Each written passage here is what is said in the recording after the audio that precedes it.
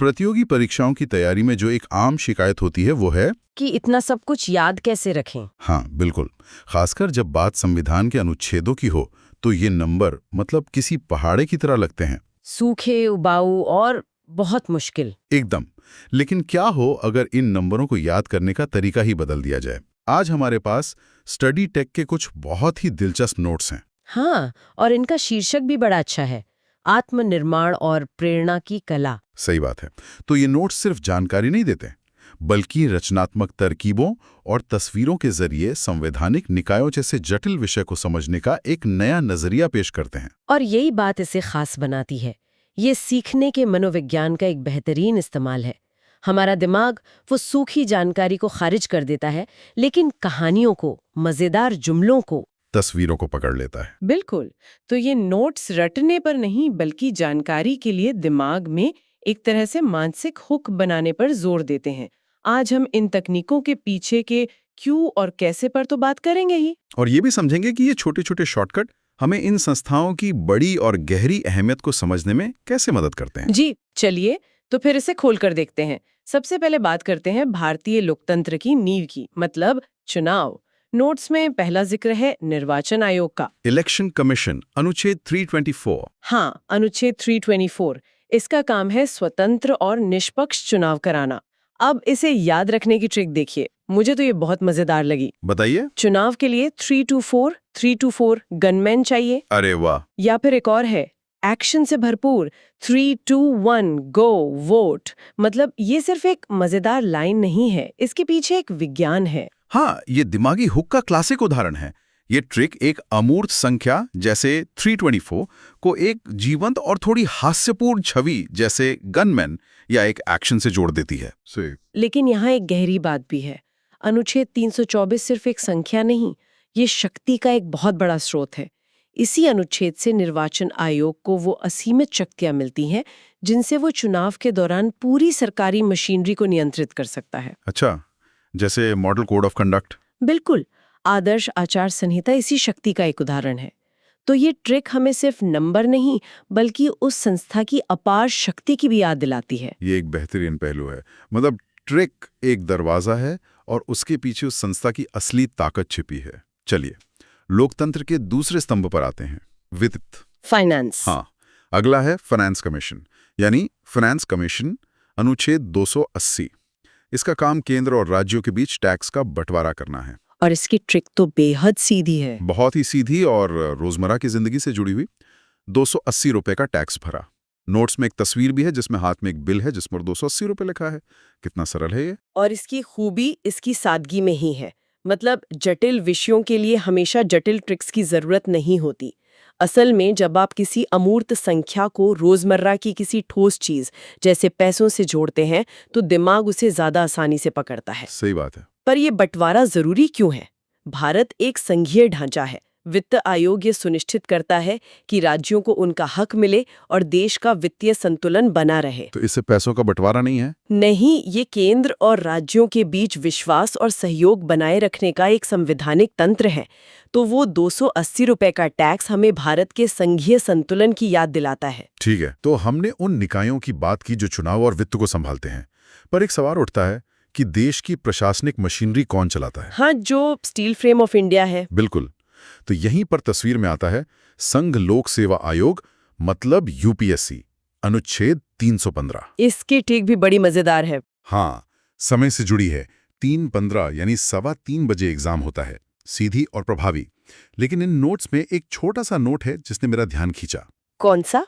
उसमें लिखा है कि यूपीएससी और राज्य लोक सेवा आयोग यानी एसपीएससी दोनों के सदस्यों को सिर्फ राष्ट्रपति ही हटा सकते हैं, भले ही एसपीएससी सदस्यों की नियुक्ति राज्यपाल करें। ये तो स्वायत्तता का एक बहुत बड़ा स्तर है। ये एक बेहद महत्वपूर्ण संवैधानिक सुरक्षा कवच है।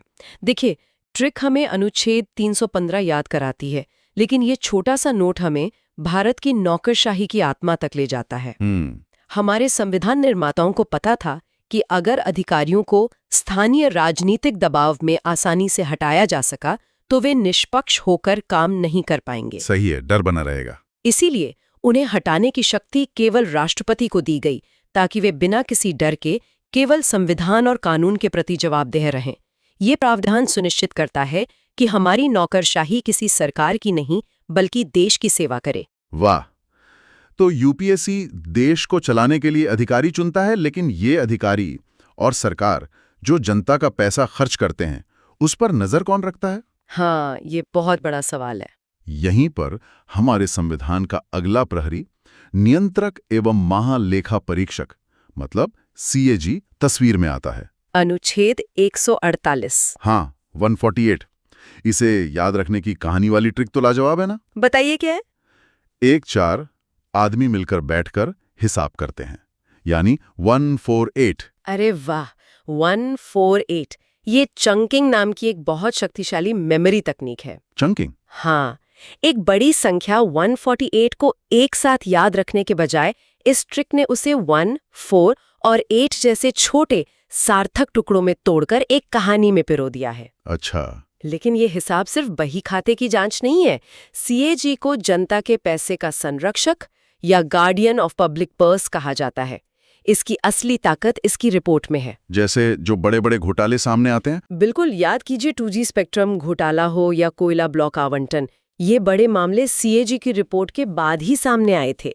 तो ये पद सिर्फ हिसाब किताब नहीं करता, ये सरकार की जवाबदेही सुनिश्चित करने का सबसे बड़ा संवैधानिक हथियार है। ठीक है, तो हमने चुनाव, वित्त और भर्ती को संभालने वाले निकायों की बात की, लेकिन जब सरकार को कानूनी सलाह की जरूरत पड़ती है या उसे अदालत में अपना पक्ष रखना होता है तो कौन आता है? Legal officers. हाँ, यही पर महान्यायवादी यानी अटॉर्नी जनरल ऑफ इंडिया की भूमिका शुरू होती है। अनुच्छेद 76। और जैसा कि नोट्स कहते हैं, ये एक भ्रमित करने वाला विषय हो सकता है। हो जाता है अक्सर। इसकी ट्रिक शब्दों का एक शानदार खेल है। सरकार का साथ छोड़ेगा नहीं, यानी 7-6 = 76। क्या बात है, बहुत चालाकी से बनाया गया है ना? साथ ही नोट्स में यह भी बताया गया है कि वो संसद में बोल तो सकता है पर वोट नहीं दे सकता। अगर हम इसे बड़ी तस्वीर से जोड़कर देखें तो ये ट्रिक हिंदी भाषा की एक अनूठी खूबी का उपयोग करती है। और आपने जो बोल सकता है पर वोट नहीं वाली बात कही, वो शक्तियों के पृथक्करण के सिद्धांत का एक बेहतरीन उदाहरण है। Separation of powers. जी, महान्यायवादी सरकार का हिस्सा है, मतलब कार्यपालिका का, इसलिए उसे संसद यानी विधायिका में सरकार का पक्ष रखने का अधिकार है। लेकिन वो जनता द्वारा चुना हुआ प्रतिनिधि नहीं है, इसलिए उसे वोट देने का अधिकार नहीं है। ये छोटा सा तथ्य हमारे लोकतंत्र के ढांचे के बारे में बहुत कुछ सिखाता है। और इसी से जुड़ा है राज्य स्तर का पद, महाधिवक्ता, एडवोकेट जनरल, अनुच्छेद 165। हाँ, अनुच्छेद 165। जैसा कि नोट्स में बताया गया है, छात्र अक्सर इन दोनों में भ्रमित हो जाते हैं। इसे सुलझाने के लिए एक गणितीय ट्रिक है। मुझे याद है, मैं खुद तैयारी के समय 76 और 165 में हमेशा उलझ जाती थी। तो इसके लिए ट्रिक है, 76 जो केंद्र का है उसमें 89 जोड़ दो तो 165 यानी राज्य का मिल जाएगा। अरे वाह, ये +89 वाला नियम अगर तब पता होता तो शायद मेरे कई घंटे बच जाते। इसे रिलेशनल लर्निंग कहते हैं। Relational learning? हाँ, मतलब एक नई जानकारी को अलग से याद करने के बजाय उसे एक पहले से ज्ञात तथ्य से जोड़कर सिखाया जा रहा है। इससे दिमागी बोझ कम होता है और एक तार्किक संबंध बनता है जिससे जानकारी याद रखना ज्यादा विश्वसनीय हो जाता है। क्या बात है। अच्छा, प्रशासन, कानून और वित्त के अलावा संविधान का एक दिल भी है, सामाजिक न्याय। बिल्कुल। तो हमारे आखिरी खंड में जाति आधारित आयोग है। यहाँ नोट्स में साफ लिखा है कि इसमें हाल ही में बदलाव हुए हैं, इसलिए ये जरूरी है। और ट्रिक बहुत ही सरल और व्यवस्थित है। क्या है? बस ABC का क्रम याद रखो। SC आयोग के लिए A जो है अनुच्छेद 338, ST आयोग के लिए B अनुच्छेद 338A और OBC आयोग के लिए C अनुच्छेद 338B। ये तो बहुत ही बढ़िया है ना? ये कितनी खूबसूरती से 3 अलग-अलग अनुच्छेदों को एक साथ पिरो देता है। Very cool. ये याद रखने की तकनीक की कुशलता का शिखर है। ये 3 जटिल जानकारियों को एक सरल, सार्वभौमिक रूप से ज्ञात क्रम ABC में व्यवस्थित करता है। लेकिन यहाँ भी ट्रिक से आगे देखने की जरूरत है। जैसे संशोधनों का उल्लेख। क्या? कि ST आयोग 89वें संशोधन से और OBC आयोग 102वें संशोधन से संवैधानिक बना।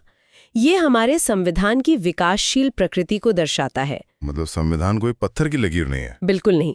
ये समाज की जरूरतों को पहचानता है और समय के साथ खुद को विकसित करता है। और ये आयोग सिर्फ प्रशासनिक निकाय नहीं है, इनके पास नागरिक अदालतों जैसी शक्तियां होती हैं ताकि वो इन समुदायों के अधिकारों की रक्षा कर सके। तो इन सब का क्या मतलब निकलता है? इसका मतलब ये है कि प्रतियोगी परीक्षाओं के लिए पढ़ना सिर्फ तथ्यों को रटना नहीं है। बिल्कुल नहीं। जैसा कि स्टडी टेक के इन नोट्स में दिखाया गया है, रचनात्मक तकनीकें, शॉर्टकट और कहानियां मुश्किल विषयों को न केवल मनोरंजक और प्रबंधनीय बना सकती हैं, बल्कि ये हमें उन विषयों की गहरी समझ तक ले जाने का एक रास्ता भी खोलती हैं। सही कहा। ये नोट सिर्फ जानकारी नहीं देते, ये सिखाते हैं कि जानकारी को कैसे सीखा जाए। हाँ, ये वास्तव में सीखने की प्रक्रिया का आत्मनिर्माण है। बिल्कुल। ये तकनीकें मस्तिष्क की प्राकृतिक प्रवृत्तियों के साथ काम करती हैं, उनके खिलाफ नहीं। हमारा दिमाग पैटर्न्स, कहानियों और छवियों को पसंद करता है। जब हम इस तरह से पढ़ते हैं तो हम कम समय में ज्यादा और बेहतर तरीके से याद रख पाते हैं। और आत्मविश्वास भी बढ़ता होगा। हाँ, इससे न केवल अंक हासिल करने में मदद मिलती है, बल्कि आत्मविश्वास भी बढ़ता है और परीक्षा का तनाव कम होता है। जब कोई विषय दिलचस्प लगने लगता है तो उसे पढ़ने का बोझ भी कम हो जाता है और वो ज्ञान लंबे समय तक हमारे साथ रहता है। सही बात है। स्टडी टेक के कुछ बहुत ही दिलचस्प नोट्स हैं जो प्रतियोगी परीक्षाओं की तैयारी के लिए बनाए गए हैं। पर ये सिर्फ नोट्स नहीं है, ये एक तरह का नक्शा है जो हमें भारत की सत्ता के उन कोनों में ले जाएगा जो अक्सर संविधान की मोटी किताब के पन्नों के बीच ही पे रहते हैं। बिल्कुल। और ये सिर्फ अकादमिक सवाल नहीं है। किसी भी संस्था की असली ताकत उसकी आज़ादी और सरकार के साथ उसके रिश्ते की चाबी इसी बात में छिपी है कि वो संवैधानिक है, संविधिक है या फिर कार्यकारी। सही बात है। ये तीन शब्द किसी भी संस्था का पूरा डीएनए बता देते हैं और मुझे लगता है ये नोट्स उस डीएनए को समझने के लिए एक बेहतरीन शुरुआती बिंदु है। तो चलिए इस डीएनए को डिकोड करना शुरू करते हैं। इन नोट्स में जो सबसे पहली और सबसे जरूरी चीज है वो है एक मास्टर चार्ट। इसका टाइटल ही है कंफ्यूजन दूर करें। हाँ, मैंने देखा, बहुत अच्छा बनाया है। ये चार्ट ही हमारी आज की पूरी चर्चा का आधार है ना। इसमें 3 कॉलम हैं, संवैधानिक, सांविधिक और कार्यकारी। देखने में तो बहुत सीधा साधा लगता है। इसकी सादगी ही इसकी सबसे बड़ी ताकत है। ये पूरे सरकारी तंत्र को आप कह सकते हैं 3 स्पष्ट खांचों में बांट देता है। पहला है संवैधानिक, कॉन्स्टिट्यूशनल। ये वो संस्थाएं हैं जो हमारे देश की सोर्स कोड यानी संविधान में ही लिखी हुई हैं। अच्छा, मतलब जो ओरिजिनल डिजाइन का हिस्सा है। बिल्कुल। इनकी शक्ति सीधे संविधान के किसी अनुच्छेद से आती है, जैसे चुनाव आयोग अनुच्छेद 324 से या वित्त आयोग अनुच्छेद 280 से। इन्हें हटाना या बदलना उतना ही मुश्किल है जितना संविधान को बदलना। तो ये 2 हो गए सिस्टम के इनबिल्ट हिस्से। ठीक है। दूसरा कॉलम है सांविधिक, स्टैट्यूटरी। नोट्स कहते हैं जो संसद के कानून एक्ट से बना। हाँ, इसका मतलब है कि संसद को लगा कि किसी खास काम के लिए एक संस्था की जरूरत है और उन्होंने एक कानून पास करके उसे बना दिया। बिल्कुल सही। इनकी शक्ति संविधान से नहीं बल्कि संसद द्वारा बनाए गए उस खास कानून से आती है। मिसाल के तौर पर राष्ट्रीय मानवाधिकार आयोग या महिला आयोग। तो ये जरूरत के हिसाब से बनाई गई। हाँ, ये संस्थाएं इसलिए बनाई गईं क्योंकि समाज में इनकी जरूरत महसूस हुई। ये नींव के पत्थर तो नहीं, लेकिन उस नींव पर बनी मजबूत दीवारें जरूर हैं। और फिर आता है तीसरा कॉलम, जो मुझे लगता है सबसे ज्यादा पेचीदा है, कार्यकारी, एग्जीक्यूटिव। नोट्स में लिखा है सिर्फ सरकार के आदेश से बने। मतलब न संविधान में जिक्र, न संसद में कानून, बस एक सरकारी ऑर्डर से बन गई संस्था। हाँ, और यहीं पर शक्ति का खेल सबसे दिलचस्प हो जाता है। इन्हें कैबिनेट एक प्रस्ताव पास करके बना देती है। ये सीधे सीधे उस दिन की सरकार के नियंत्रण में काम करती हैं। जैसे नीति आयोग। हाँ, चार्ट में इसके सबसे अच्छे उदाहरण हैं नीति आयोग और सीबीआई। ये वर्गीकरण इसलिए इतना जरूरी है क्योंकि ये हमें किसी भी संस्था की स्वायत्तता का मीटर देता है। संवैधानिक निकाय सबसे ज्यादा आजाद होते हैं और कार्यकारी निकाय सरकार पर सबसे ज्यादा निर्भर। वाह, मतलब ये 3 खांचे तो एकदम साफ हो गए। ये तो किसी भी संस्था की ताकत को मापने का एक पैमाना है। बिल्कुल। चलिए अब इसी पैमाने का इस्तेमाल करके कुछ गैर संवैधानिक निकायों को परखते हैं। सूची में सबसे पहला नाम है नीति आयोग का। हम सब जानते हैं कि इसने योजना आयोग की जगह ली। 1 जनवरी 2015 को बना। प्रधानमंत्री इसके अध्यक्ष होते हैं। नोट्स में इसे सरकार का थिंक टैंक कहा गया है और साथ में दिमाग की एक मजेदार तस्वीर भी बनी है। हाँ, वो तस्वीर बहुत अच्छी है। पर सवाल ये है कि क्या ये सिर्फ नाम बदलने जैसा था या इसके पीछे कोई बड़ी सोच थी? नहीं, ये एक बहुत बड़ा वैचारिक बदलाव था। योजना आयोग एक तरह से आप कह सकती हैं कमांड सेंटर की तरह काम करता था। मतलब टॉप डाउन अप्रोच। बिल्कुल बिल्कुल, जो दिल्ली में बैठकर राज्यों के लिए योजनाएं बनाता था और फंड आवंटित करता था। नीति आयोग का जन्म सहकारी संघवाद के विचार से हुआ, जहां केंद्र और राज्य बराबर के भागीदार हैं। अच्छा। ये आदेश नहीं देता, बल्कि सलाह देता है, राज्यों को बेहतर काम करने के लिए प्रेरित करता है।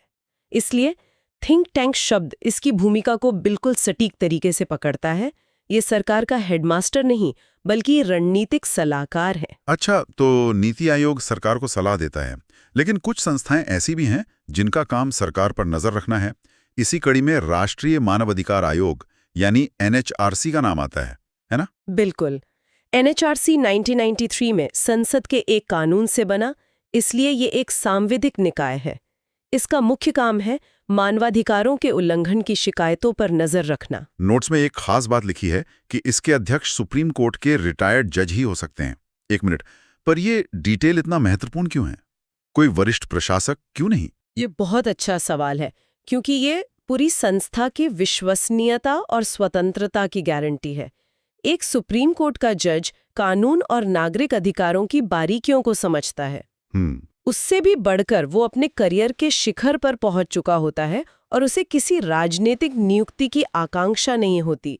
इससे ये सुनिश्चित होता है कि वो बिना किसी डर या पक्षपात के सरकार के खिलाफ भी कड़े कदम उठा सकता है।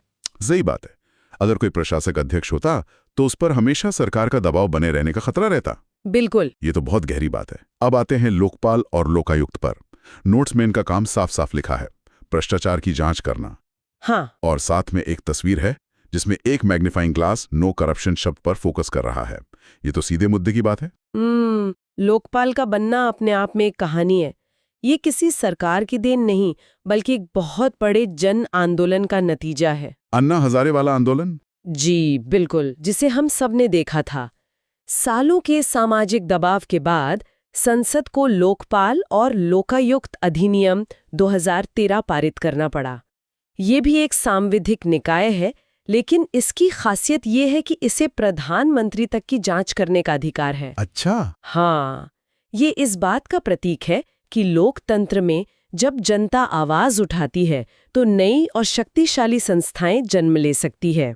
अब आता है वो हिस्सा जहां ये नोट्स वाकई कमाल कर देते हैं, मेमोरी ट्रिक्स। हाँ, ये तो मुझे भी बहुत पसंद आई। मुझे ये देखना है कि कितनी कारगर हैं। चलिए, सतर्कता और सूचना से जुड़ी कुछ संस्थाओं को देखते हैं। सबसे पहले है केंद्रीय सतर्कता आयोग, CVC। नोट्स के मुताबिक इसकी स्थापना 1964 में संथानम समिति की सिफारिश पर हुई ताकि सरकारी भ्रष्टाचार पर लगाम लगाई जा सके। और इसे याद रखने की ट्रिक है स से सतर्कता, स से संथानम। ये तो बहुत ही आसान और असरदार है। परीक्षा के तनाव में भी ये नहीं भूलेगा। ये ट्रिक याद रखने के लिए तो बेहतरीन है, पर एक मजेदार बात यह है कि संथानम समिति ने CVC को पूरी तरह से स्वतंत्र बनाने की जो सिफारिश की थी, वैसा असल में हुआ नहीं। अच्छा। इसे सांविधिक दर्जा मिलने में, यानी संसद से कानूनी ताकत मिलने में ही करीब 40 साल लग गए, 2003 तक। 40 साल? जी। और सांविधिक दर्जा मिलने का असली मतलब यह है कि अब CVC के अध्यक्ष और सदस्यों को हटाना उतना ही मुश्किल हो गया जितना किसी सुप्रीम कोर्ट के जज को। इससे वो बिना किसी राजनीतिक दबाव के काम कर सकते हैं। 1964 से 2003 तक वे सैद्धांतिक रूप से सरकार की मर्जी पर थे। वाह, मतलब ट्रिक के पीछे भी एक कहानी है। अगला है केंद्रीय सूचना आयोग, CIC। इसका गठन RTI एक्ट 2005 के तहत हुआ। अगर कोई सरकारी विभाग जानकारी देने से मना करे तो आप यहां अपील कर सकते हैं। हाँ। इसकी ट्रिक तो और भी मजेदार है।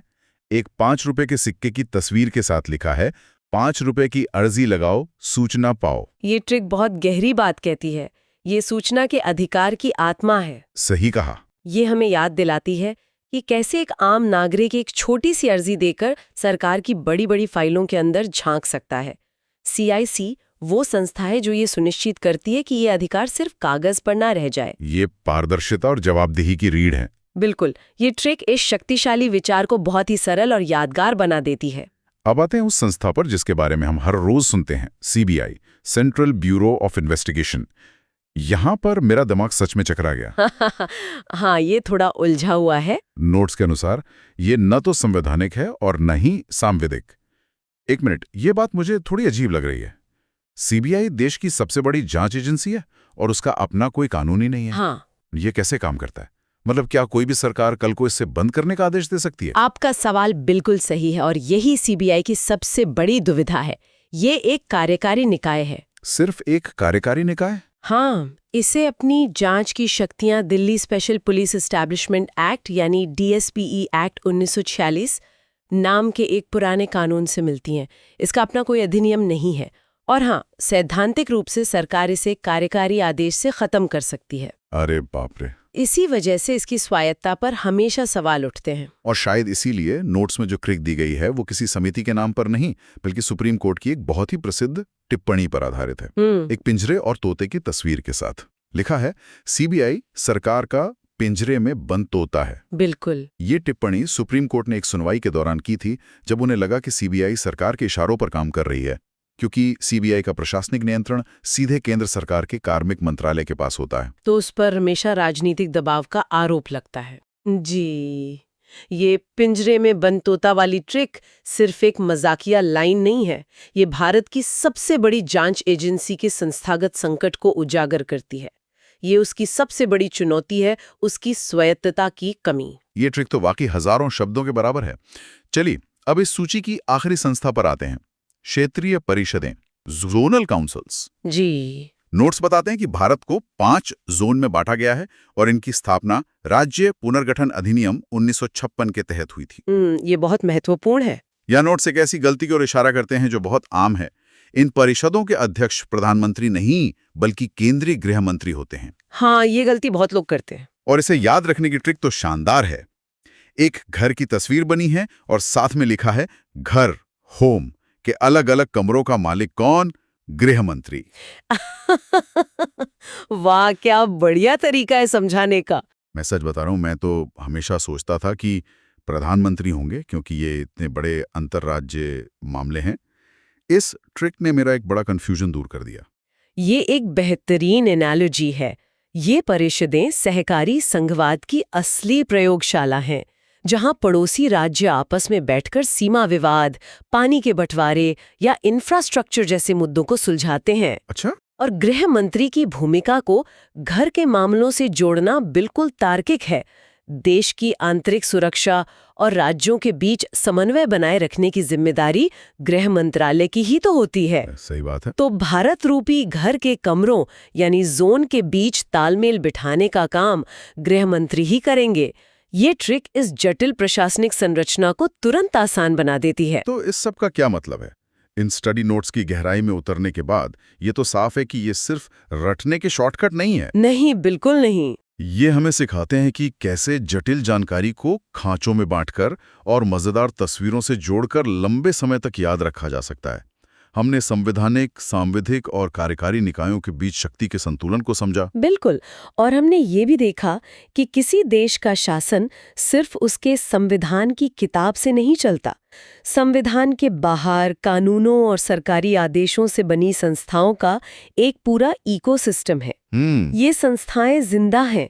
ये समाज की जरूरतों के हिसाब से बनती हैं, जैसे लोकपाल, और ये राजनीतिक बहसों का केंद्र भी बनती हैं, जैसे सीबीआई।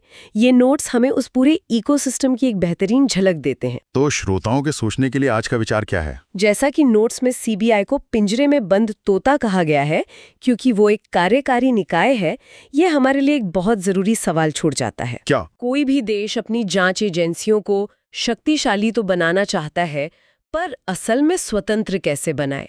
क्या सिर्फ सीवीसी की तरह सांविधिक दर्जा दे देना ही काफी है, या सच्ची स्वतंत्रता के लिए कुछ और भी चाहिए? जैसे कि शायद उनकी नियुक्ति प्रक्रिया, उनका बजट या संसद के प्रति उनकी सीधी जवाबदेही।